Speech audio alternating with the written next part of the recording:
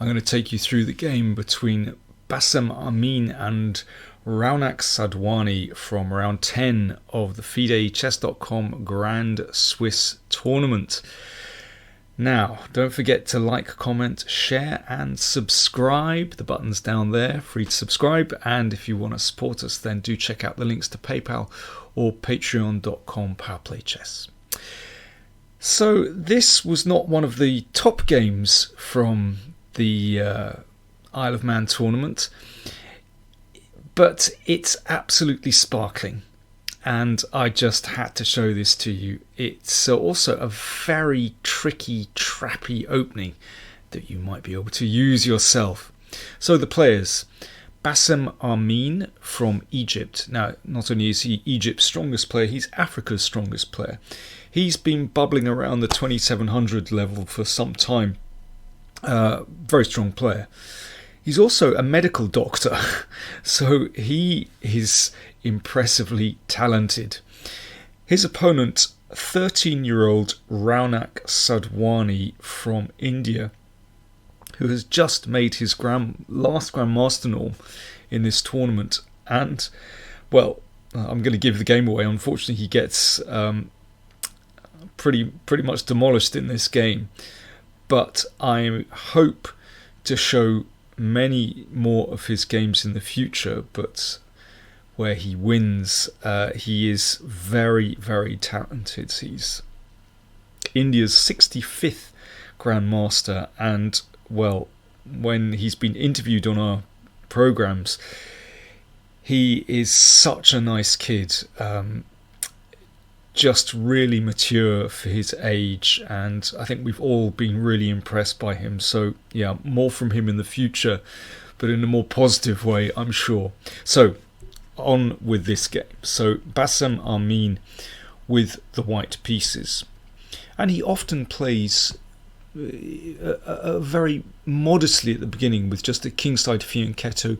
He really likes to play the King's Indian attack, for example. c4, and of course black does not need to take this pawn. You can play bishop f5 or bishop g4, but this is a pretty safe way of playing, actually. Well, having said that, safe if you know what you're doing. So Sadhwani brings out the knight to d7, which of course the aim is to protect that c-pawn. So Amin just plays the queen to c2 and is going to recapture. Now, of course, you can play a move like g6 here and just allow that pawn to be captured, and, well, white is a bit better in this kind of opening with an extra centre pawn, but totally playable for black.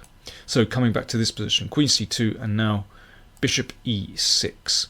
So, of course, this is more ambitious, but it does allow white some initiative.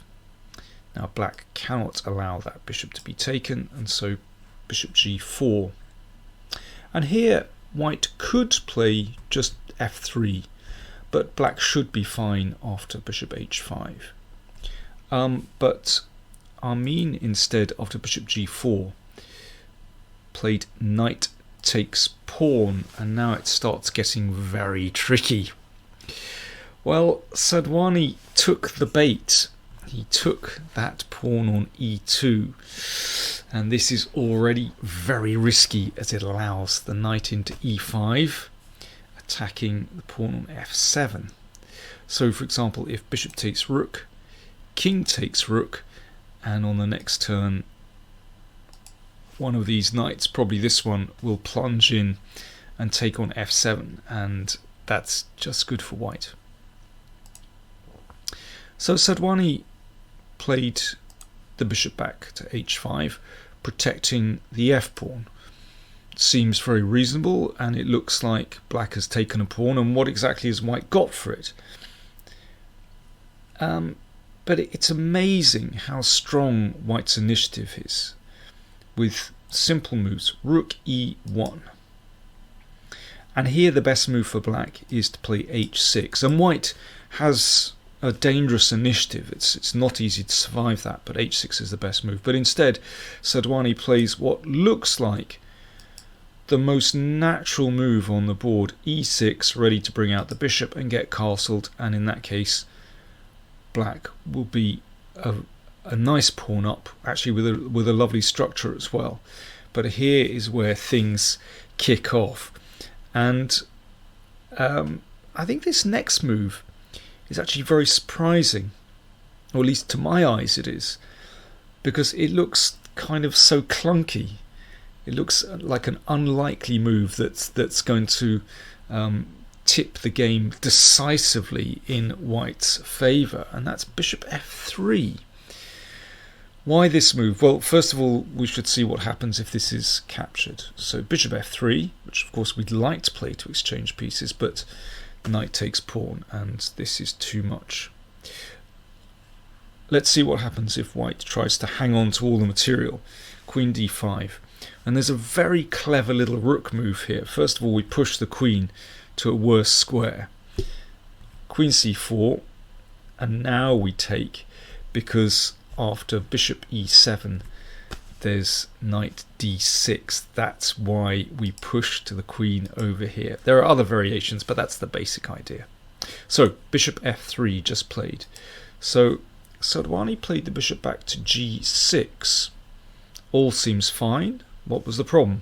Well, now bishop takes pawn check. This is really nasty. Incredibly, this has happened quite a few times before and has caught out some very strong players. First of all, what happens if this is taken? So pawn takes. Now queen takes pawn check. The knight blocks. And now we take here. And let's suppose pawn takes. And knight takes f7. That's why the exchange on g6 took place, because in this position the pawn blocks the king's escape. Beautiful stuff.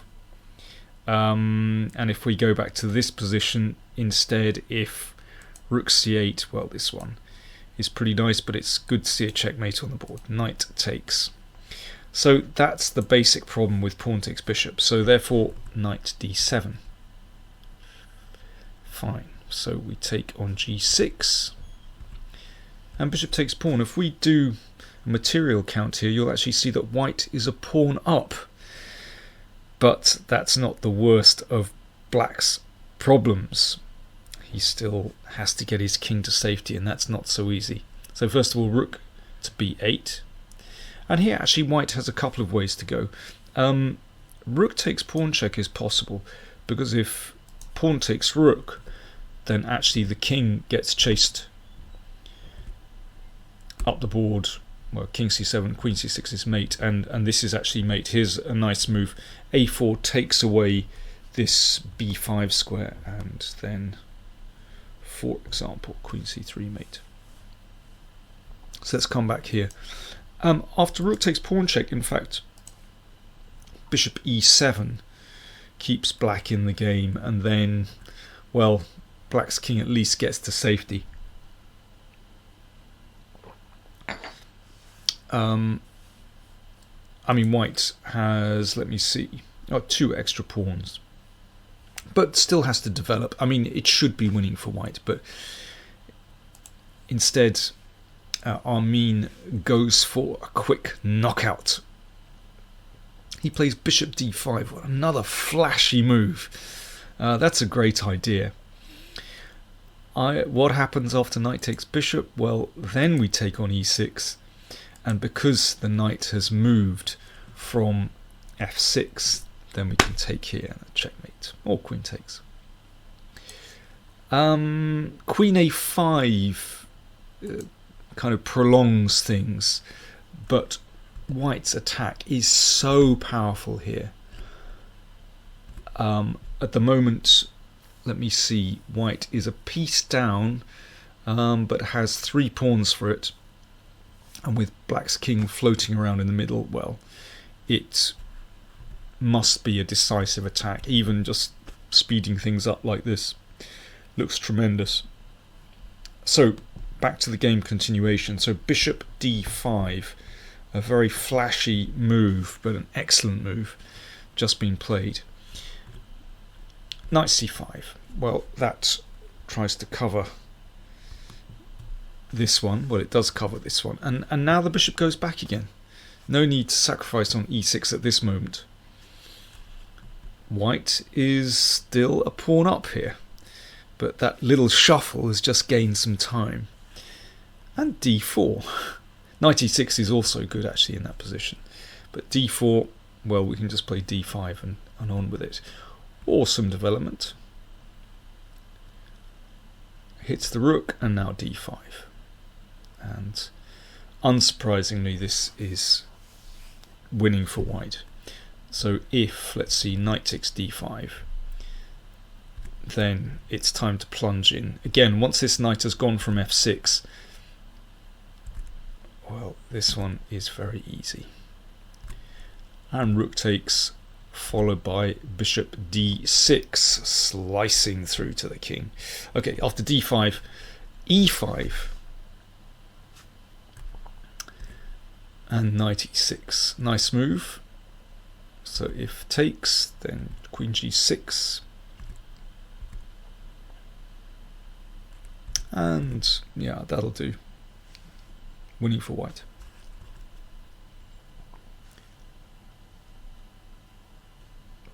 So queen a5. Rook takes pawn. Yeah, white hasn't actually invested any material to get this glorious position.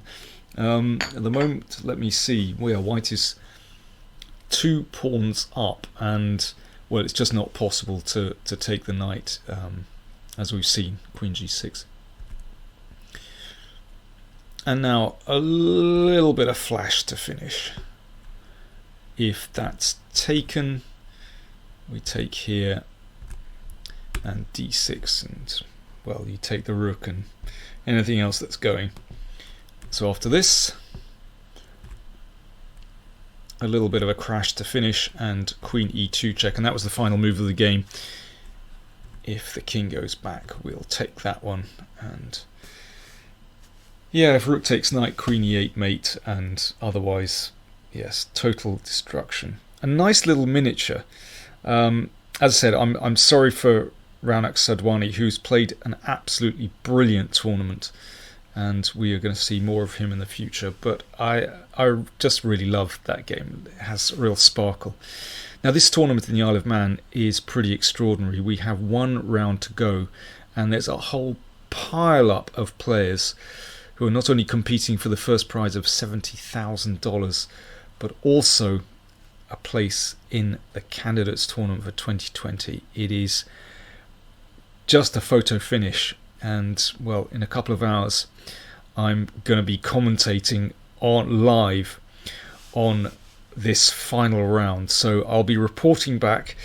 Hopefully I'll get time, if not immediately after the round, but over the next day, to let you know exactly what's happened and who has qualified. But I tell you what, it is very exciting. Do join me and Anna Rudolph for live commentary this afternoon on this incredible tournament. Thanks for watching.